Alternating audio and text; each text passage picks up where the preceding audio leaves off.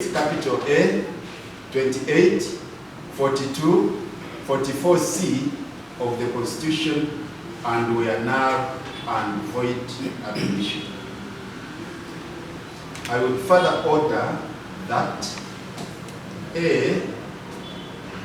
the resolution to remove the petitioner from office as a Commission of Parliament is hereby quashed. B, the order to annul the report of the Committee on Rules and Privilege on the investigation against the alleged misconduct and misbehavior of Honorable Francis Zaake Butebi is denied. Parliament may implement the recommendations in the report in conformity with the law.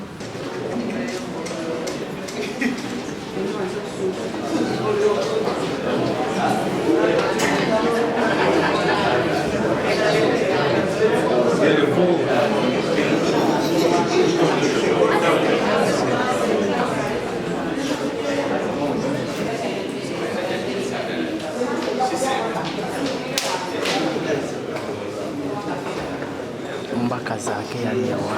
yawanda okuva mu palamenti ya komishona naye olwaleero kkooti esazeewo nti byonna ebyakolebwa byali mu mayi bw'amateeka gwe wenna agoberera mu social media twagamba okutuusaako ebintu byonna biri mu kibuga Kampala mu kkooti mateeka n'ebirala. Tugenda kwogerako nabo batubuulire ebibadde ate ne bwawulira kubanga palamenti yali yamugyamu obwesige ng'agamba nti palamenti yeeyisa bubi yakozesa empisa yagamba sipiika nti y'omu kubatulugunya abantu n'ebirala. So tugenda kubimanya. Okusookera ddala bannange njagala okwebaza ennyo nnyini ddala abayimiridde nange Abalukwago Advocates, Council Elpiza, Council Katumba, Council Musisi, Council Lewis Lubongoya wamu ne bakanso bonna abaliwo naye okusingira ddala eri ekibiina kyange ekya National Unity Platform okuyimirira nange mu mbeera gye nayisibwa mu palamenti era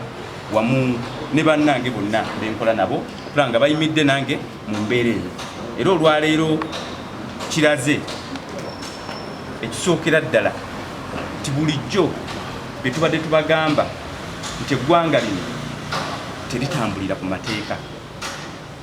tebakozesa mateeka. Mukirabe kati mu siga erya palamenti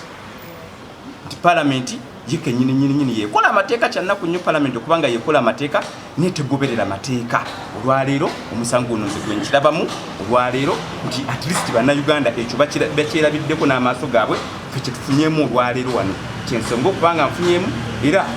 nga njagala okulaga nti palamenti yavaayo ng'ennenya nti mpeebuula palamenti naye mukirabye nti olwaleero kibadde kyalwatu nti mukyala Anita Among aweebuula palamenti. Olwaleero kitudde bulungi nnyo nekyeraga mu lwatu kyaweebula palamenti era nze nga Zaake gwe musango nnosooka omuggulako agende mu kakiiko ak'empisa lwaki aweebula palamenti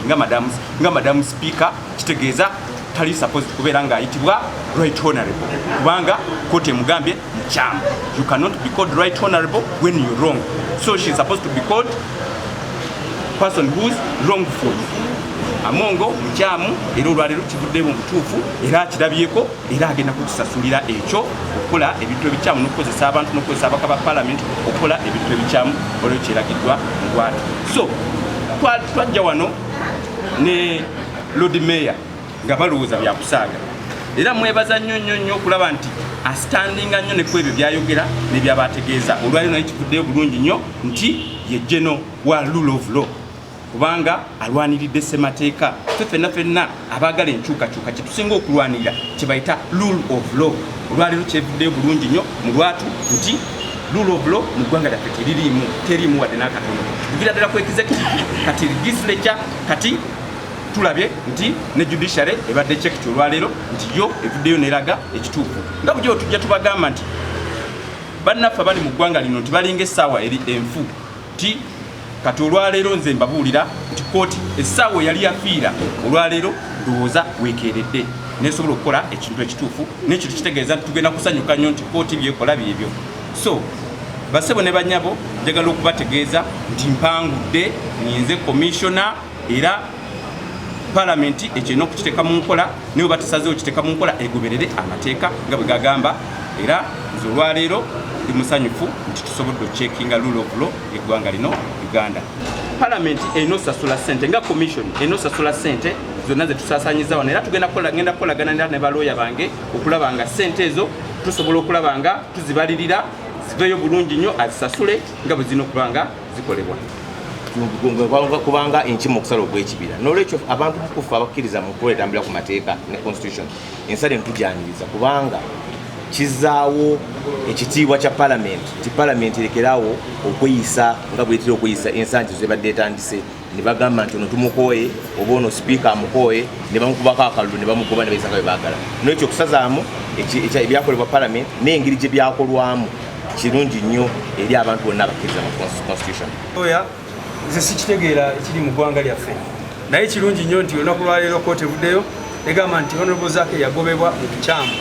era ffe kyetusaba nti bunambiro Honorable Zaake adde mu kifo kye era sebe esuuta eno gyoyambadde ndowooza waaligendedde ddala n'otuula mu komishoni ya palamenti n'osobola okutuweereza naye n'okusingira ddala okulondoola ebibaddeyo nga toliyo kubanga reason gye twakusindika yeeyo. Ekisemberayo ddala bannange nti mukiraba lwaki NUP teyateekawo omuntu mulala.